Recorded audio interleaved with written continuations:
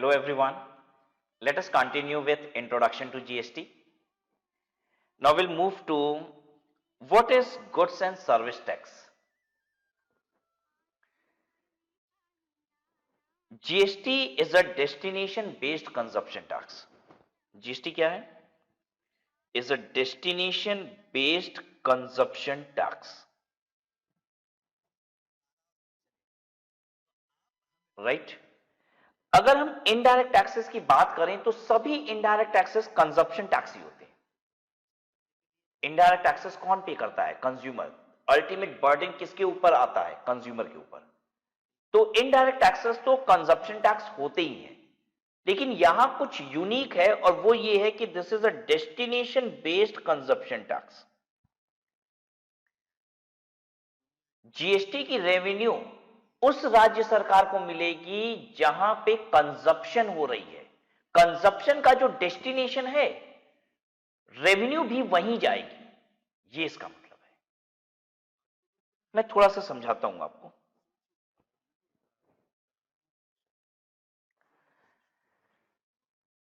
Prior to GST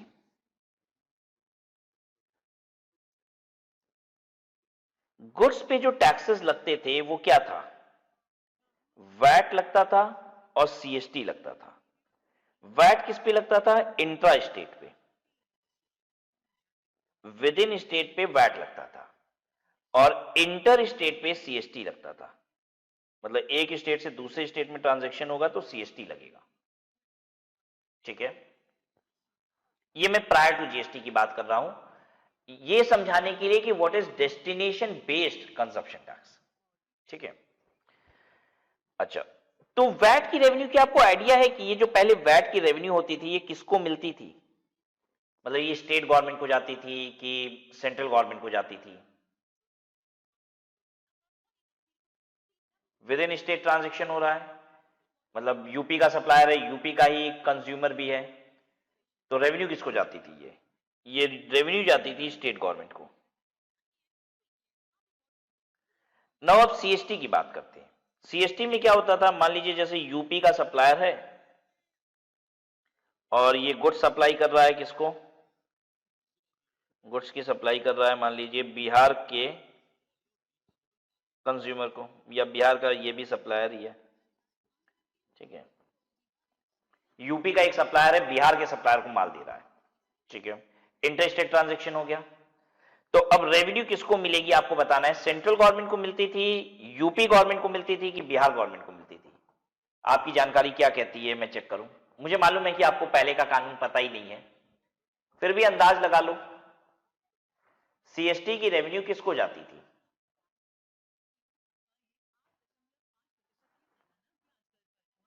देखिए, VAT में मैंने स्टेट गवर्नमेंट नहीं पूछा कि कौन से स्टेट गवर्नमेंट को. क्यों? क्योंकि विद इन स्टेट ट्रांजैक्शन है ना. सप्लायर और कंज्यूमर दोनों कहां के हैं? सेम स्टेट के ही है, तो ऑब्वियसली उसी को स्टेट गवर्नमेंट को जाएगी. सीएसटी में इंटर स्टेट ट्रांजैक्शन हो रहा है, तो अब प्रश्न बड़ा हो गया थोड़ा कि भैया सेंट्रल गवर्नमेंट को जाती है या स्टेट? अगर स्टेट को जाती है तो कौन से स्टेट को? जहां से सप्लाई हो रहा है वहां, या जहां कंज्यूम हो रहा है? इसको कंज्यूमर बोल दें अब, नहीं तो परेशान हो गया. B2B ट्रांजैक्शन में तो सामने वाला भी सप्लायर हो सकता है ना, इसलिए मैंने लिखा था. बोलिए, अब यहां पे सीएसटी की रेवेन्यू किसको जाती थी? पता है पहले किसको जाती थी? यूपी गवर्नमेंट को, जहां से सप्लाई होती थी. राइट, यूपी गवर्नमेंट अगर सप्लाई करती थी तो यूपी से अगर सप्लाई होती थी तो यूपी गवर्नमेंट को रेवेन्यू जाती थी. तो सीएसटी की रेवेन्यू जाती थी स्टेट गवर्नमेंट को. ठीक है, स्टेट ऑफ सप्लायर, सप्लायर का जो स्टेट होता था. ठीक है, रेसिपेंट का नहीं, सप्लायर का स्टेट. अच्छा, अब जीएसटी जो कानून बनाया गया वो बनाया गया डेस्टिनेशन बेस्ड कंजप्शन टैक्स. जहां पे कंज्यूम होगा वहां का जो डेस्टिनेशन है, टैक्स वहां पहुंचेगा, उसकी गवर्नमेंट को मिलेगा. यानी करंट रिजीम में, जीएसटी रिजीम में, अगर यूपी का सप्लायर और बिहार का कंज्यूमर है तो पता है इस पे जो आईजीएसटी, इस पे आईजीएसटी लग जाएगी, और ये आईजीएसटी मिलेगी किसको? इसकी रेवेन्यू जाएगी किसको? इसकी रेवेन्यू जाएगी कौन सी गवर्नमेंट को? बिहार गवर्नमेंट को।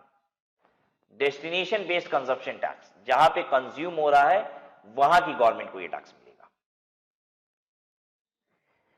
तो अब यहां पे ये भी एक बहुत बड़ी परेशानी थी जीएसटी ना आ पाने की।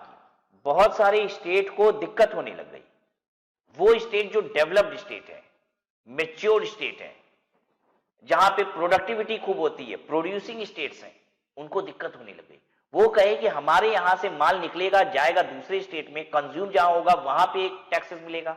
अभी पुराने रिजीम में टैक्सेस किसको मिल रहा था? जहां से माल निकल रहा था। अब तो जहां माल पहुंचेगा उस गवर्नमेंट को टैक्सेस मिलेगा। तो क्या आप नाम ले पाएंगे हमारे देश के कुछ मैन्युफैक्चरिंग स्टेट्स के, डेवलप्ड स्टेट्स के, जिनको ये बड़ी तकलीफ थी? वो कह रहे थे ऐसा नहीं होना चाहिए। गुजरात, महाराष्ट्र, केरला, तमिलनाडु, ये लोग मैन्युफैक्चरिंग स्टेट हैं, ये लोग तो डेवलप्ड स्टेट है ना, यहां से तो माल पूरे देश में सप्लाई होता है, तो इनको दिक्कत हो रही थी। अब जो कंज्यूमिंग स्टेट है, जहां पे माल बाहर से आता है और हम कंज्यूम करते हैं, वो स्टेट मस्त थे एकदम कि भैया तो रेवेन्यू किसको आएगी? हमारी गवर्नमेंट को आएगी। बता सकते हैं आप कंज्यूमिंग स्टेट्स? नंबर 1 पे है गोवा। कोई प्रोडक्शन नहीं, कुछ नहीं, सिर्फ कंजप्शन होती है यहां पे, राइट? तो गोवा मस्त था कि हमारे पास रेवेन्यू ज्यादा आएगी। अब देखिए अल्टीमेटली गवर्नमेंट का भी कहना सही है, जीएसटी कंजप्शन बेस्ड टैक्स क्यों है? देखिए अगर देखिए टैक्स कौन पे कर रहा है जीएसटी का? Who is paying GST? The consumer. Who is paying GST? The burden of indirect taxes falls on consumer. Consumer taxes पे कर रहा है। तो बताइए अगर कंज्यूमर टैक्सेस पे कर रहा है बिहार का, तो बिहार गवर्नमेंट को ही रेवेन्यू मिलनी चाहिए ना। अगर एमपी का कंज्यूमर टैक्सेस पे कर रहा है तो एमपी गवर्नमेंट को ही तो मिलनी चाहिए रेवेन्यू। अगर मैं टैक्स पे कर रहा हूं तो मेरी रेवेन्यू किसको मिलनी चाहिए? मेरे राज्य सरकार को मिलनी चाहिए। मैंने वो टैक्स पे किया तो मेरे राज्य सरकार को मिलनी चाहिए।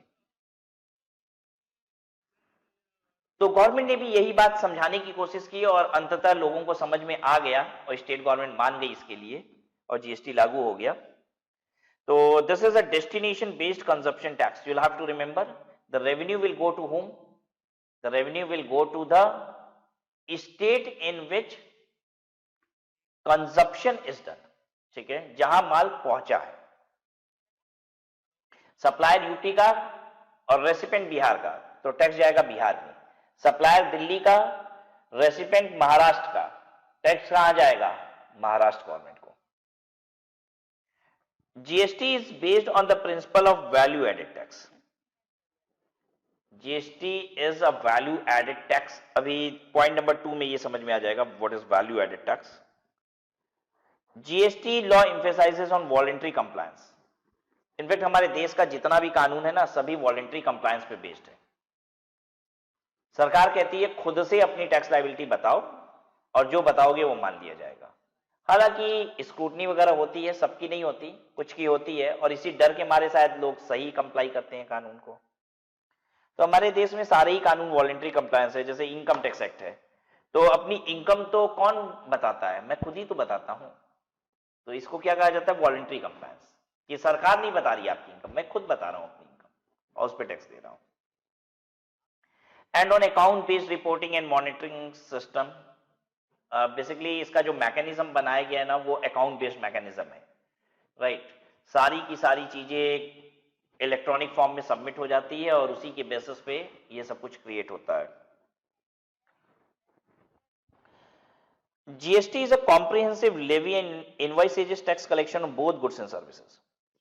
GST एक comprehensive one levy है which is on both goods and services. मैं आपको एक बात बताऊं, दुनिया के बहुत सारे देशों में GST आ चुका है, लेकिन कई देशों में GST जो है अलग अलग है। गुड्स का अलग GST है और सर्विस का अलग GST है। ऐसे भी कुछ देशों में नाम है गुड्स GST, सर्विस GST, लेकिन हमारे देश में ऐसा नहीं हुआ। एक ही GST है, वो गुड्स पे भी है और सर्विस पे भी है। तो we have an comprehensive levy one tax for both goods and services. However, in many countries you will find two different GSTs, one for goods and the other for services. GST offers comprehensive and continuous chain of tax credit from the producer's point or service provider's point up to the retailer's level. Consumers level, thereby taxing only the value added at each stage of supply chain. Thus, only the final consumer bears the GST charged by the last supplier in the supply chain with set of benefit at all the previous stages. मुझे इसे एक example समझाना पड़ेगा आपको.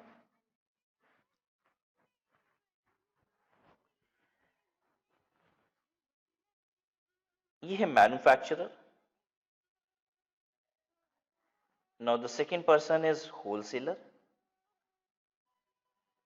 then comes retailer, and finally consumer. Right? Manufacturer wholesaler को जो माल दे रहा है वो 100 रुपए प्लस इस पे जीएसटी लगाता है. मान लेते हैं जीएसटी का रेट 18% है, इस पे 18% जीएसटी लगाया और 118 रुपए का दिया. होलसेलर यही माल रिटेलर को देता है. Right? I will be requiring calculator. और मानते हैं होलसेलर रिटेलर को ये माल देता है 120 रुपए का. राइट? इस पे लगाता है 18% का जीएसटी. अब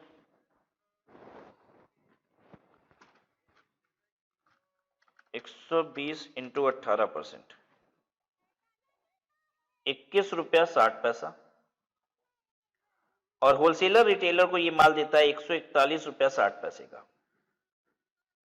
रिटेलर फिर ये माल कंज्यूमर को देता है और मान लेते हैं कंज्यूमर को ये बेचता है 150 रुपए का. तो इस पे जीएसटी कितना लग जाएगा 18% के रेट से? 150 इंटू 18%, 27 रुपया. और ये बेचा माल 177 रुपया का. ठीक है. होलसेलर ये मान लेते हैं कि कुछ भी बाहर से परचेज नहीं किया है. अरे मैन्युफैक्चरर कुछ भी बाहर से परचेज नहीं किया है, जो बनाया है इसी ने बनाया है. मतलब he has not even purchase any raw material from outside. Whatever he has, मतलब everything he has done on his own. इसकी कोई भी परचेजेस नहीं है. एक बार के लिए मानिए ना कहीं से तो कहानी शुरू होती है ना. ठीक है. तो अगर ये इसने भी किसी से परचेज किया है तो हमें वहां से चेंज समझाना पड़ेगा. राइट? तो let us make an simple example wherein ये मैन्युफैक्चरर ही पहला स्टेप है, यहीं से कहानी शुरू होती है. तो अब देखिए इस केस में गवर्नमेंट के पास कितना टैक्सेस जाता है हम लोग देखते हैं. मैन्युफैक्चरर होलसेलर को माल बेचेगा 100 प्लस 18 जीएसटी लगा के 118 में, और जो 18 रुपए की जीएसटी मैन्युफैक्चरर के पास पहुंचेगी वो ये दे देगा गवर्नमेंट को. मैं जानना चाहता हूं क्या मैन्युफैक्चरर ने अपनी जेब से जीएसटी दिया? नहीं. उसने होलसेलर से 118 रुपए लिए थे, जिसमें से 18 रुपए उसने गवर्नमेंट को दिए. उसने अपनी जेब से नहीं दिया, ये होलसेलर ने दिया था. होलसेलर अब माल बेच रहा है रिटेलर को और रिटेलर से जीएसटी लेता है 21 रुपए 60 पैसे की. लेकिन क्या आपको पता है ये गवर्नमेंट को कितनी जीएसटी देता है? 21 रुपए 60 पैसे की जीएसटी नहीं देता है. वो 18 रुपए की जीएसटी जो मैन्युफैक्चरर को दिया था वो अपना काट लेता है. वो काट लेता है और गवर्नमेंट को बैलेंस देता है जीएसटी 3 रुपया 60 पैसे की. अपना जीएसटी काट लिया. अब क्या होलसेलर ने जीएसटी अपनी जेब से कुछ भी दिया? नहीं. 18 रुपए जो उसने मैन्युफैक्चरर को दिया था वो रिटेलर से जब 21 रुपया 60 पैसा वसूला तो अपना 18 रुपया काट के रख लिया कि भैया ये मैंने किसको दिया था? होलसेलर को. अपना 18 रुपया रख लिया, गवर्नमेंट को दिया 3 रुपया 60 पैसा. अब रिटेलर ने 21 रुपया 60 पैसे की जीएसटी, अब इसको भी वसूली करनी है. अब ये किससे वसूलेगा? अपने नीचे वाले से. जब ये माल कंज्यूमर को बेचेगा तो 27 रुपए लेगा, लेकिन सरकार को 27 रुपया नहीं देगा. कहेगा मैंने 21 रुपया 60 पैसे होलसेलर को दिए थे वो काटूंगा. अब अपना पैसा रख लेगा. 27 रुपए में से 21 रुपया 60 पैसा वो रख लेगा तो कितना सरकार को देगा? 5 रुपया 40 पैसा. 27 माइनस 21 रुपया 60 पैसा, 5 रुपया 40 पैसा गवर्नमेंट को देगा.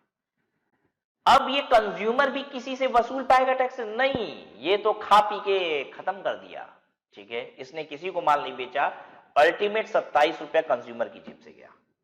अब मैं शुरू से बात करता हूं, क्या किसी ने एक पैसा भी अपनी जेब से गवर्नमेंट को दिया? नहीं। होलसेलर मैन्युफैक्चरर ने होलसेलर से रिकवर किया 18, दे दिया।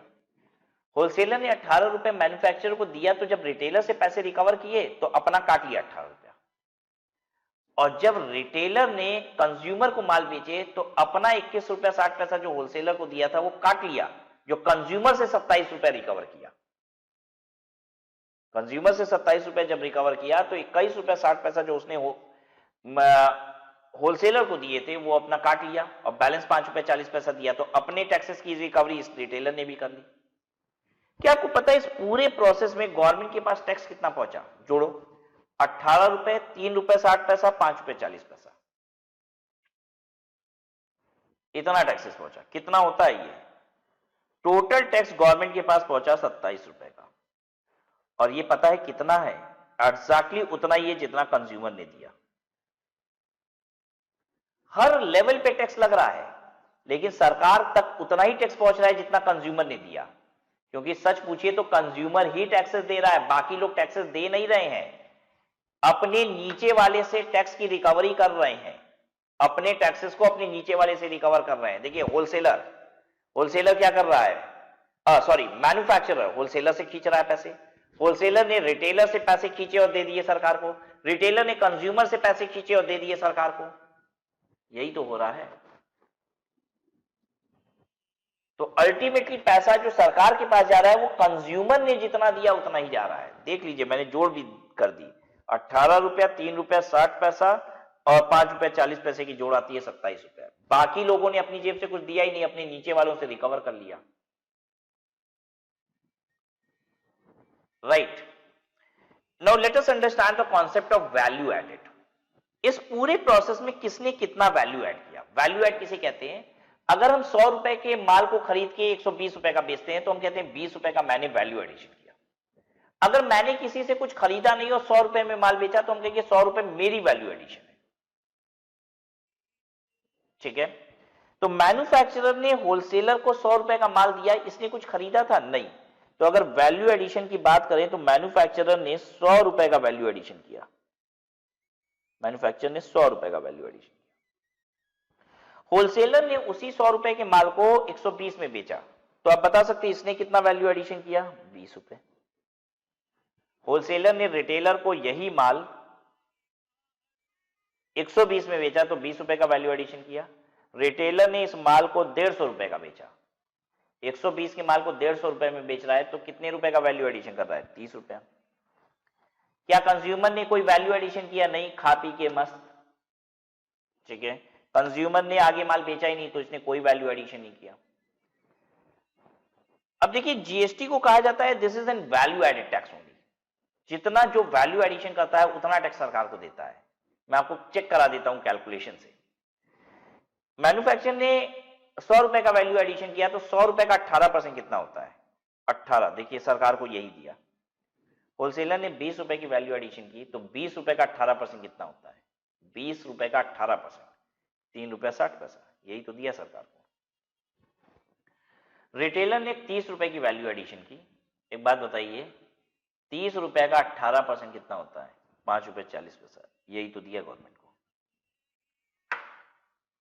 बोलिए, कोई टेंशन है अब यहां पे? तो सबने क्या किया?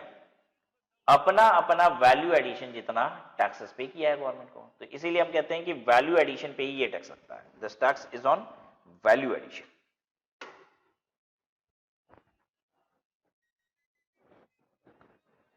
GST offers a comprehensive and continuous chain of tax credit. Tax credit का मतलब होता है आउटपुट टैक्स में से इनपुट टैक्स घटाना। जो सेल पे टैक्स होता है ना, उसको हम कहते हैं आउटपुट टैक्स। सेल पे जो टैक्स होता है, ये जैसे ये जो टैक्स है ना, ये मैन्युफैक्चरर का आउटपुट टैक्स है। और होलसेलर के लिए ये 18 रुपए पता है क्या है? इनपुट टैक्स है, परचेज का टैक्स। जो परचेज का टैक्स होता है उसे हम इनपुट टैक्स कहते हैं, और जो सेल का टैक्स होता है उसे हम आउटपुट टैक्स कहते हैं। ठीक है, ये जो बिलिंग है 100 + 18, ये सेल है किसकी? होलसेलर मैन्युफैक्चरर की, और यही परचेज है होलसेलर की। तो ये 18 रुपया मैन्युफैक्चरर के लिए आउटपुट टैक्स है, होलसेलर के लिए इनपुट टैक्स है। होलसेलर का आउटपुट टैक्स, होलसेलर की जो सेल पे टैक्स है 21 रुपया 60 पैसा होलसेलर का आउटपुट टैक्स है। आउटपुट के टैक्स से इनपुट का टैक्स घटाने को मिलता है, आउटपुट के टैक्स से इनपुट का टैक्स घटाने को मिलता है, इसी को कहा जाता है tax credit. What is tax credit? Output tax minus input tax, right. कहता है कंटिन्यूअस चेन है टैक्स क्रेडिट का, सबको घटाने को मिलता है आउटपुट टैक्स से input tax, from the producer point और service provider point up to the retailers level और कंज्यूमर लेवल। कंज्यूमर लेवल तक घटाने को मिलता है, बस लास्ट में कंज्यूमर को नहीं मिलेगा। क्यों? क्योंकि वो तो उसका आउटपुट टैक्स है ही नहीं, वो तो बेचता ही नहीं ना है। Level thereby taxing only the value added at each stage of the supply chain. Ultimate effect इसका क्या होता है टैक्स क्रेडिट की वजह से, कि जो जितना वैल्यू ऐड कर रहा है वो उतना ही टैक्स दे रहा है। Thus, only the final consumer bears the GST charged by the last supplier in the supply chain with set of benefit at all the previous stages. I hope you people know where you are watching me. You are watching me on YouTube channel of Unacademy, जिसका नाम है Unacademy CA Aspire. इस YouTube channel पे India के top educators की free classes available है। Complete series on income tax amendment, past year paper, costing की कुछ सीरीज है, फाउंडेशन के लिए अकाउंटिंग की कंप्लीट सीरीज है, बहुत कुछ है यहाँ पे। Have you ever seen it properly? If not तो should I help you in going through the entire YouTube channel? आपकी हेल्प करूं, आपको बताऊं इस यूट्यूब चैनल पे आपको क्या क्या मिलता है। आइए आप YouTube सर्च कीजिए चैनल अनअकैडमी CA एस्पायर, तो देखिए ये है channel.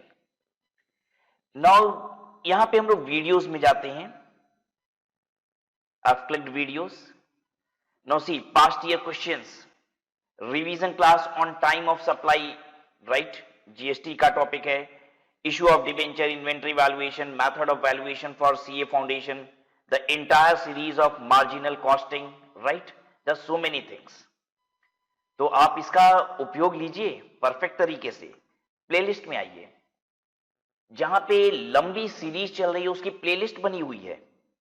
You can find EISSM amendment, series of auditing, income tax amendment. I've taken this income tax amendment, complete amendment class for May 20 examination, and this is equally useful for November 20 examination as well. आपके course में एक नया topic add हुआ है, alternate minimum tax, जो कि आपके exam के लिए बहुत इंपॉर्टेंट है। इसकी 2 क्लासेस हैं, ये भी यहां पे अवेलेबल है free of cost obviously, right. फिर इसके बाद आप कम्युनिटी पोस्ट में जाइए। Every day Unacademy is going to post something new which is important for you and it's an notice also at times. जो भी अपकमिंग क्लासेस आ रही हैं यूट्यूब पे उसकी इंफॉर्मेशन मिल जाती है। कभी कभी स्पेशल क्लासेस जो अनअकैडमी के प्लेटफॉर्म पे आती है फ्री ऑफ कॉस्ट, उसकी भी इंफॉर्मेशन यहां पे मिल जाती है। तो इसे जरूर आप रोज विजिट किया करिए। आप देखिए कि what is the upcoming classes, इसकी पूरी इंफॉर्मेशन आपको यहां पे मिलती है, right. Then you will find Unacademy CA plus, एक लिंक दिख रही है आपको यहां पे, अनअकैडमी CA प्लस, इसको क्लिक कीजिए। So you will now reach to Unacademy platform. What is the benefit of this Unacademy platform? This offers a periodical subscription. Suppose आप अगर 12 महीने की सब्सक्रिप्शन लेते हैं तो 12 महीने तक आप CA की सभी एजुकेटर की सभी सब्जेक्ट की क्लासेस कर सकते हैं, अनलिमिटेड टाइम, राइट। एक सिंगल सब्सक्रिप्शन में आपको फाउंडेशन और इंटरमीडिएट दोनों की क्लासेस ऑफर की जा रही हैं। अगर आप फाउंडेशन के स्टूडेंट हैं तो आप फाउंडेशन क्लियर करने के बाद सेम सब्सक्रिप्शन में इंटरमीडिएट भी कंटिन्यू कर सकते हैं। यहां पे सिर्फ आपको क्लासेस ही नहीं मिलती, लाइव टेस्ट, क्विजेस ये भी मिलता है और अनलिमिटेड एक्सेस मिलता है। यहां पे आपको टीचर्स की फ्री क्लासेस भी अवेलेबल हैं। हम यहां पे एजुकेटर्स को देख सकते हैं, देखिए these are the top educators. आप एजुकेटर की प्रोफाइल खोल लीजिए और वहां से आप पहुंच जाइए उनकी कुछ फ्री क्लासेस पे। देखिए ये जब मैंने अपनी प्रोफाइल ओपन की तो इसमें सीए एग्जाम्स में ऊपर जो आपको दिखाई दे रहा है, दीज आर पेड क्लासेस, ये सब्सक्रिप्शन लेने के बाद ही आप देख सकते हैं। लेकिन उसके नीचे आप देखेंगे special classes, these are free classes. तो बिफोर कमिंग टू प्लेटफॉर्म पहले आप चेक कर लीजिए whether this platform is useful और नॉट। अगर आपको ये स्पेशल क्लासेस अच्छी लगती हैं तो फिर आप सब्सक्रिप्शन ले सकते हैं। सब्सक्रिप्शन लेने के लिए क्या करना होगा, मैं वापस से उस स्क्रीन पे जाता हूं, मेन स्क्रीन पे जहां पे दिया हुआ है आपको गेट सब्सक्रिप्शन, इसे क्लिक कीजिए। तो these are the offerings from Unacademy, 1 month, 3 months, 6 months, 12 months, 24 months, but I'll always refer you to go for longer period subscription, क्योंकि आप जितने लंबे पीरियड का सब्सक्रिप्शन लेते हैं वो उतना सस्ता मिलता है आपको। 24 month subscription is just for ₹21,000.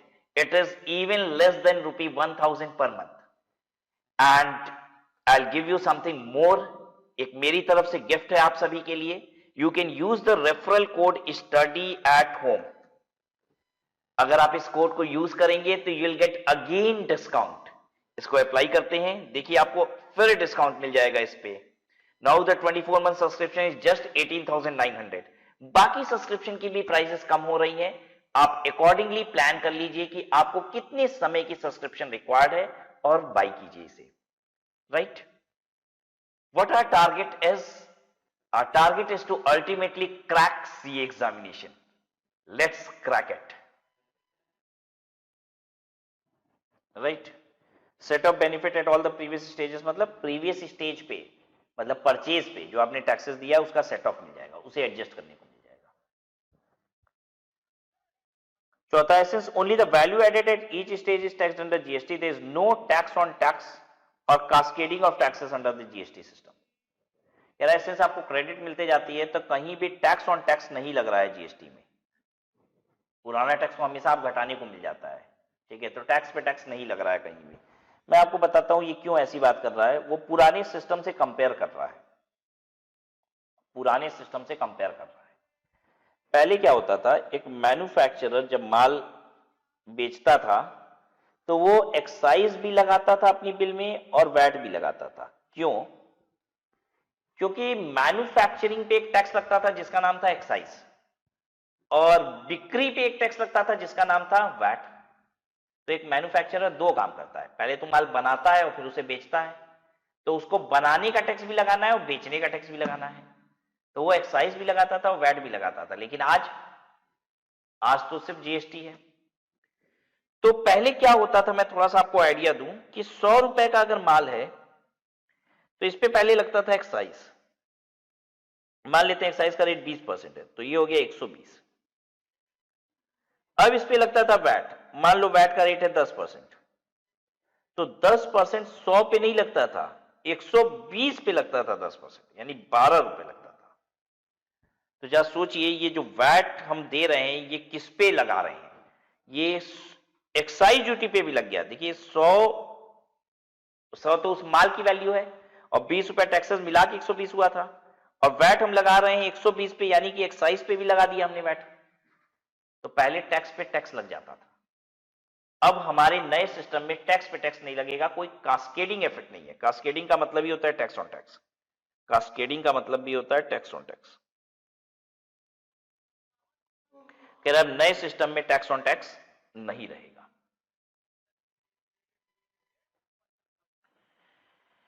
Now goods and service tax network GSTN, मालूम है आपको ये जीएसटीएन क्या है? What is GSTN? जीएसटीएन एक कंपनी है, ये कंपनी है जिसमें गवर्नमेंट का भी स्टेक है और प्राइवेट स्टेक भी है, मतलब गवर्नमेंट के भी शेयर्स हैं और प्राइवेट प्लेयर्स के भी शेयर हैं इसमें। जीएसटीएन वो कंपनी है जिसको जीएसटी का पूरा इंफ्रास्ट्रक्चर बनाने को दिया गया है। जितना इंफॉर्मेशन टेक्नोलॉजी आईटी इंफ्रास्ट्रक्चर है जीएसटी का, ये पूरा का पूरा कौन बना रहा है? जीएसटीएन। जैसे जीएसटी की जो वेबसाइट है gst.gov.in, ठीक है, मतलब जितनी भी सॉफ्टवेयर टेक्नोलॉजीज, जितनी भी चीजें हैं, ये सब कौन तैयार कर रहा है? जीएसटीएन। और मैं आपको बताऊं कि सिंस इसमें प्राइवेट इक्विटीज भी हैं, इसलिए बहुत सारी कंपनी जीएसटी का विरोध भी कर रही थी। बहुत बड़ी बड़ी कंपनियां जो है ना, वो जीएसटी का विरोध कर रही थी। वो कह रही थी कि हमारे डाटा आप सेफ नहीं रहेंगे, क्योंकि हमारे सारे परचेज, सेल, सारी डाटा चली जाएगी, और ये डाटा किसके पास होगा? प्राइवेट प्लेयर्स के पास। तो ये तो गलत है, ऐसा होना नहीं चाहिए, ये पूरा का पूरा गवर्नमेंट को तैयार करना चाहिए। और ये बात समझ में, तो गवर्नमेंट ने इनफैक्ट अपना स्टेक उसमें बढ़ाया और लोगों को तसल्ली दिलाई कि देखिए डाटा आपका कहीं भी जाएगा नहीं, डाटा सेफ रहेगा, और गवर्नमेंट की इसमें इक्विटी है। ठीक है, तो goods and service tax network has been set to provide shared IT infrastructure and services to central government and state government, taxpayer and other stakeholders for implementation of GST. The functions of GSTN include, GSTN का function क्या है? Facilitating registration, facilitating registration। अच्छा, अब इसके function जानना बहुत आसान है, मैं आपको समझाता हूं बहुत आसान तरीके से। जीएसटी में जितना कुछ हो रहा है वो जीएसटीएन बनाया है, तो जीएसटीएन का फंक्शन क्या है? जो जो चीज आप जीएसटी की वेबसाइट पे करते हो सब लिख दो। ठीक है, रजिस्ट्रेशन करा सकते हैं, जीएसटीएन का फंक्शन है। ठीक है, हम रिटर्न सबमिट कर सकते हैं, तो forwarding the return to central and state authorities is the function of GSTN. Computation and settlement of IGST, ये समझाता हूं मैं।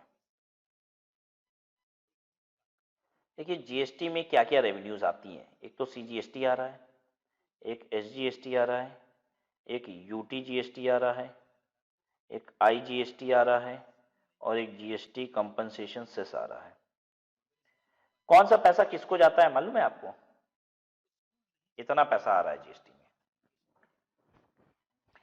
सीजीएसटी किसको जा रहा है? सब कोई बता सकता है, मुझे मालूम है, सेंट्रल गवर्नमेंट को। एसजीएसटी किसको जाता है? स्टेट गवर्नमेंट को। यूटी जीएसटी किसको जाता है? यूटी जीएसटी जाता है सेंट्रल गवर्नमेंट को। देखिए, ये जाता है सेंट्रल गवर्नमेंट को, लेकिन सेंट्रल गवर्नमेंट हर यूनियन टेरिटरी का पैसा अलग अलग रखती है उसी यूनियन टेरिटरी में यूज करने के लिए। ठीक है, तो ये जाता सेंट्रल गवर्नमेंट के पास है, लेकिन रहता सेपरेटली है फॉर ईच यूटी। ठीक है, तो सेंट्रल गवर्नमेंट से यूटी के पास रह जाता है, आप ऐसे कह सकते हैं। अब आईजीएसटी की रेवेन्यू किसके पास जाती है? मैं आपको बताऊं, आईजीएसटी की रेवेन्यू जाती है सेंट्रल गवर्नमेंट के पास, लेकिन फर्दर यहां से वो पहुंच जाती है किसके पास? कंज्यूमिंग स्टेट गवर्नमेंट के पास। कंज्यूमिंग स्टेट गवर्नमेंट मतलब आईजीएसटी सीधे सीधे स्टेट गवर्नमेंट के पास नहीं जा रही है, पहले वो जाती है सेंट्रल गवर्नमेंट के पास, और उसमें से बेसिकली आप समझ लीजिए मेजर हिस्सा कंज्यूमिंग स्टेट को दे दिया जाता है। जीएसटी कंपनसेशन से ये सेंट्रल गवर्नमेंट रखती है और भरपाई करती है इससे स्टेट गवर्नमेंट को लॉस ऑफ रेवेन्यू का, ओल्ड रिजीम और न्यू रिजीम में। ठीक है, कि जीएसटी के पहले जो रेवेन्यू आती थी उससे अगर कम हो गई है जीएसटी में रेवेन्यू, तो उसकी भरपाई करेगी। ठीक है, क्या आपको ये जानकारी है सभी स्टेट की रेवेन्यूज कम हो रही है पुराने रिजीम से? हाँ। क्या भरपाई सेंट्रल गवर्नमेंट कर रही है इसकी? क्या भरपाई सेंट्रल गवर्नमेंट कर रही है इसकी? तो देखिए, अभी गवर्नमेंट ने सेटल नहीं किया है। ठीक है, कई साल बीत भी चुके हैं, देखिए 3 साल बीत गए हैं, लेकिन अभी गवर्नमेंट ने भरपाई करना शुरू नहीं किया है। वैसे तो मैं आपको बताऊं, देखिए ये पूरा मैटर पॉलिटिकल है। केंद्र में बीजेपी की सरकार है, अगर राज्य में भी बीजेपी की सरकार है तो बीजेपी वाले बोल रहे हैं रुक जाओ, अभी हिसाब हो जाएगा, और वो भी शांत बैठा है क्योंकि बीजेपी की गवर्नमेंट है स्टेट में भी। अगर राज्य में बीजेपी के अलावा किसी की गवर्नमेंट है तो वो मान नहीं रहा है, कह रहा है वो एकदम सेंट्रल गवर्नमेंट को आप ऐसे समझ लीजिए कि एकदम प्रेशराइज किया हुआ है कि भैया हिसाब करो, या ये क्या मजाक है? रेवेन्यू कम होगी तो तुमने बोला था कंपनसेट करेंगे, करिए, साल का साल हिसाब होना था, क्यों नहीं हो रहा है? तो वो सब पैसा निकलवा ले रहे हैं, तो जीएसटी कंपनसेशन से वो लोग पैसा निकलवा ले रहे हैं। ठीक है, पूरा पॉलिटिकल मैटर है। ठीक है, अगर स्टेट में बीजेपी के अलावा किसी की सरकार है तो हिसाब हो रहा है, और अगर बीजेपी की सरकार है राज्य सरकार में तो वो हिसाब अभी रुका हुआ है। ठीक है, हालांकि देखिए कुछ बातें ऐसी होती है ना, हो सकता है जब तक आपको वीडियो पहुंच रहा हो तब तक हिसाब हो गया हो, क्योंकि चल रहा है, प्रक्रिया चल रही है उसकी। ठीक है, लेकिन थोड़ी स्लो चल रही है, बस यही है। राइट। अच्छा, आईजीएसटी की रेवेन्यू क्यों सेंट्रल गवर्नमेंट को जाके फिर कंज्यूमिंग स्टेट को जाती है, मैं भी समझा देता हूं ये बात। जैसे मान लीजिए सप्लायर जो है वो यूपी का है और जो रेसिपेंट है गुड्स का वो बिहार का है, तो जीएसटी लॉ में इस ट्रांजेक्शन पे क्या लगेगा, आईजीएसटी। और ये आईजीएसटी किसको जाएगी, बिहार गवर्नमेंट को। लेकिन ध्यान से समझने की कोशिश की, ये सप्लायर यूपी का है तो ये बिहार गवर्नमेंट को टैक्स जमा ही नहीं कर पाएगा। या तो ये सेंट्रल गवर्नमेंट को दे पाएगा, नहीं तो यूपी गवर्नमेंट को दे पाएगा। ये मजबूर है, इसके पास रास्ता ही नहीं है। बिहार गवर्नमेंट को कैसे देगा, या तो सेंट्रल गवर्नमेंट को दे पाएगा या फिर यूपी गवर्नमेंट को दे पाएगा। तो इसीलिए इससे पहले टैक्सेस कहां मंगाया जाता है, सेंट्रल गवर्नमेंट के पास, और फिर सेंट्रल गवर्नमेंट फर्दर इसको किसको दे देती है, बिहार गवर्नमेंट को। ये है आईजीएसटी का सिस्टम, राइट। अच्छा, अगर ये यूपी का सप्लायर और रेसिपेंट भी यूपी का है तो देखिए तब परेशानी नहीं आती है, क्योंकि इस ट्रांजैक्शन पे लगता है सीजीएसटी और लगता है एसजीएसटी। ठीक है, ये सीजीएसटी ये सेंट्रल गवर्नमेंट को दे देता है, ये सप्लायर दे देगा आराम से, सेंट्रल गवर्नमेंट को दे ही सकता है। और ये वाला किसको देना होता है, ये यूपी गवर्नमेंट को देना होता है, ये आराम से दे लेगा यूपी गवर्नमेंट को।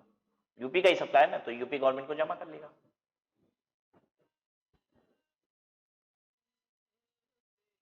ठीक है, ये जीएसटीएन को ये काम पता है कब दिया गया था ये सब करने का, 2017 में जीएसटी आया है, 2013 में ये काम जीएसटीएन को दे दिया गया था। कांग्रेस ने ही ये काम दे दिया था जीएसटीएन बनाने का। ठीक है, जीएसटीएन को ये सब पूरा काम करने का कॉन्ट्रैक्ट दे दिया था 2013 में कांग्रेस ने। 2017 में फिर जीएसटी आई, जब बीजेपी आई तो इसको लागू किया गया। तो थर्ड पॉइंट ये कंप्यूटेशन सेटलमेंट ऑफ आईजीएसटी की, आईजीएसटी को सेटल कैसे किया जाएगा सेंट्रल गवर्नमेंट से स्टेट गवर्नमेंट तक, तो इसका पूरा ऑटोमेटिक प्रोसेस है। कभी ऐसा नहीं होता सेंट्रल गवर्नमेंट स्टेट गवर्नमेंट बैठेगी हिसाब किताब करेगी। ठीक है, ये ऑटो हो जाएगा। हाँ, जो जीएसटी कंपनसेशन सेस वाला है वो ऑटो नहीं है। ठीक है, वो तो तुम अपनी रेवेन्यू दिखाओ कितना पहले होता, फिर कैलकुलेशन बेस्ड है वो सारी काम। ठीक है, इसीलिए वो पेंडिंग में पड़ा हुआ है। Matching of tax payment detail with banking network. अब देखिए जीएसटी का पेमेंट बैंक से किया जाएगा तो बैंक से पैसा कटेगा तो फिर जीएसटी पोर्टल पे वो रिफ्लेक्ट भी तो होना चाहिए। तो ये पूरा मैकेनिज्म किसने बनाया, जीएसटीएन ने। Providing various MIS report to central government and state government based on tax payer return information. देखिए गवर्नमेंट बहुत सारे एमआईएस रिपोर्ट्स लेती है, मैनेजमेंट इंफॉर्मेशन सिस्टम रिपोर्ट, जिससे वो बहुत सारी प्लानिंग करती है। ठीक है, तो हर तरीके की रिपोर्ट्स जनरेट हो सकती हैं जो सेंट्रल गवर्नमेंट और स्टेट गवर्नमेंट को चाहिए थ्रू जीएसटीएन। जीएसटीएन ने ऐसा मैकेनिज्म बनाया कि जिस भी तरीके की रिपोर्ट ये गवर्नमेंट मांगेगी उनको मिल जाएगी। ठीक है, उनको किसी भी समय रिपोर्ट चाहिए टोटल कलेक्शन का मिल जाएगा, उनको सेक्टर वाइज कलेक्शन का रिपोर्ट चाहिए वो मिल जाएगा, उनको चाहिए मुझे ऑटोमोबाइल सेक्टर का, एजुकेशन सेक्टर का अलग अलग कलेक्शन चाहिए जीएसटी का, मिल जाएगा। ओल्ड रिजीम में सेक्टर वाइज क्या टैक्सेस की कलेक्शन होती थी, न्यू रिजीम में सेक्टर वाइज टैक्सेस की कलेक्शन क्या है, मुझे कंपैरिजन करना है, सब मिल जाएगा। तो ये सब पूरा सिस्टम जीएसटी ने बनाया है। देन है providing analysis of tax payer profile.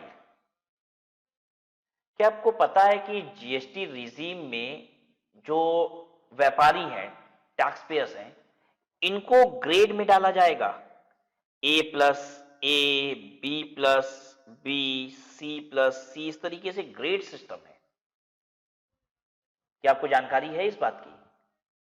वैसे मैं बता दूं अभी ग्रेड चालू नहीं हुआ है, होने वाला है।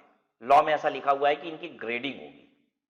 ठीक है, और ये चीज अवेलेबल होगा, आप जीएसटी नंबर डाल के जिस भी व्यापारी के साथ ट्रांजैक्शन करना चाहते हैं उसका ग्रेड देख सकते हैं।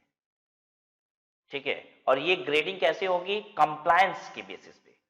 व्यापारी कितना समय पे रिटर्न जमा करता है, कितना समय पे टैक्सेस जमा करता है, अगर आप रिटर्न टैक्सेस सब समय पे जमा करते हो तो आपका ग्रेड अच्छा होगा, और अगर आप बुरा करते हो तो आपका ग्रेड खराब होगा। और ये सबको दिखाई देगा, सबको दिखाई देगा। कोई भी आपका जीएसटी नंबर डाल के पोर्टल पे चेक कर सकता है कि आप कैसे व्यापारी हो। ठीक है, यानी आपकी क्रेडिबिलिटी कम हो जाएगी मार्केट में। लोग देखेंगे आपका ग्रेड सी है, आपके साथ कोई व्यापार करना नहीं चाहेगा, माल नहीं खरीदना चाहेगा। सरकार कह रही है अगर अब तुमने मुझे टैक्स देने में आनाकानी की ना तो तुम्हारा पूरा व्यापार चौपट करके रख देंगे। यही तो कर रही है सरकार। सरकार ने कहा कि हम तुम्हारा ग्रेड खराब कर देंगे, ठीक है, ग्रेडिंग खराब हो जाएगी तो पूरी दुनिया को दिखाई देगा, बोलो कौन तुमसे व्यापार करना चाहेगा। तुम अपना टैक्सेस नहीं जमा करते हो, रिटर्न नहीं जमा करते हो, तुमसे कोई व्यापार करना चाहेगा नहीं। और आज देखिए व्यापार मेरा भी इफेक्ट हो जाएगा अगर मैंने तुमसे व्यापार कर लिया तो। क्यों? क्योंकि तुम्हारी सेल की रिटर्न से ही मेरा परचेज पता चलता है। तुम अगर अपनी सेल की रिटर्न नहीं जमा करोगे ना, मुझे इनपुट टैक्स क्रेडिट नहीं मिलेगी, जो परचेज का टैक्स है वो मैं घटा नहीं पाऊंगा। और मैं ग्रेड देख के ये पता लगा लूंगा कि तुम कैसे आदमी हो, तुम अपनी सेल वगैरह रिपोर्ट करते हो समय पे कि नहीं, टैक्सेस जमा करते हो कि नहीं। देखिए ये मैकेनिज्म गवर्नमेंट ने बनाया है। क्या ये लागू हो गया है सर?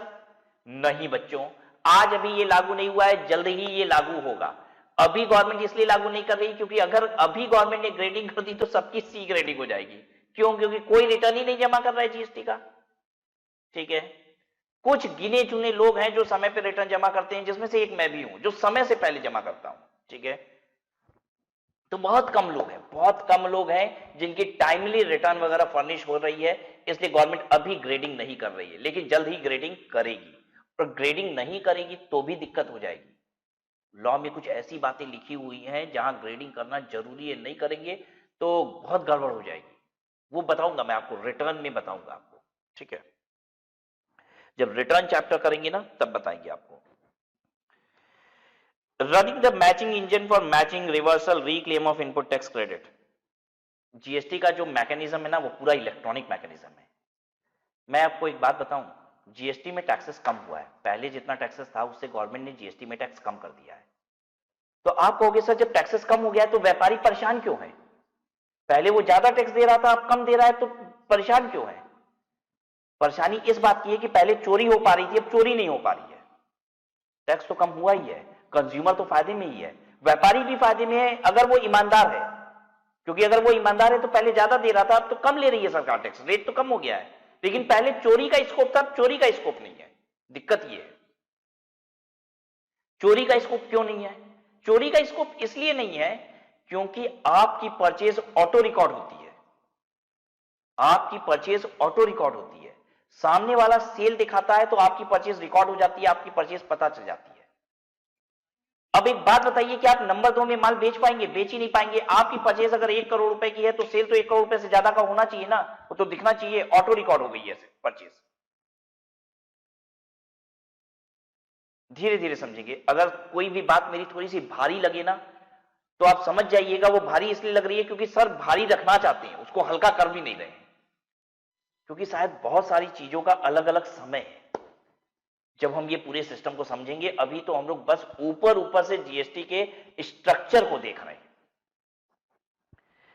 राइट। तो जीएसटीएन ने पूरा ये मैचिंग कॉन्सेप्ट वाला सिस्टम बनाया है। जीएसटी का एक दूसरे की प्रोफाइल लिंक्ड है, सेलर से बायर लिंक्ड है, ठीक है।